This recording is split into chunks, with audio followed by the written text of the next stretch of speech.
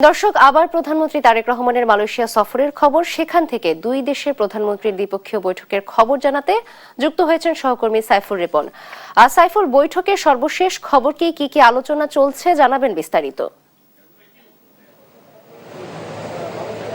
নাবিলা, সকাল 8:30টার দিকে মালয়েশিয়ার প্রধানমন্ত্রী আনোয়ার ইব্রাহিমের কার্যালয়ে কিন্তু প্রবেশ করেছেন প্রধানমন্ত্রী তারেক রহমান, এবং সেখানে দুই দেশের সরকার প্রধানের সাথে ক্লোজ ডোর বৈঠক অনুষ্ঠিত হচ্ছে। এবং এর আগে কিন্তু মালয়েশিয়ার সরকার প্রধানের কার্যালয়ে গেলে কিন্তু প্রধানমন্ত্রী তারেক রহমান সহ তার স্ত্রীকে গার্ড অব অনার দেয়া হয়েছে। এবং আপনি যেমনটি জানেন যে গতকাল রাতেই কিন্তু প্রবাসী বাংলাদেশি যারা রয়েছে তাদের সাথে কিন্তু প্রধানমন্ত্রী তারেক রহমান বৈঠক করেছেন, এবং প্রবাসী বাংলাদেশিদের যে মালয়েশিয়ায় যে বিভিন্ন ধরনের সংকটগুলো আছে, অবৈধ শ্রমিকদের বৈধ করার বিষয়ে যে দাবি আছে, সেই বিষয়গুলো নিয়ে কিন্তু যৌক্তিক একটা সমাধানের আশ্বাস দিয়েছেন প্রধানমন্ত্রী তারেক রহমান, এবং তারই ধারাবাহিকতায় সেই বিষয়গুলো নিয়েও কিন্তু আজকে বৈঠকে আলোচনা হবে। এবং পাশাপাশি যেই ভঙ্গুর অর্থনৈতিক অবস্থা থেকে উত্তরণের জন্য বাংলাদেশের যে শ্রমবাজার নিয়ে যে প্রবাসী বাংলাদেশিদের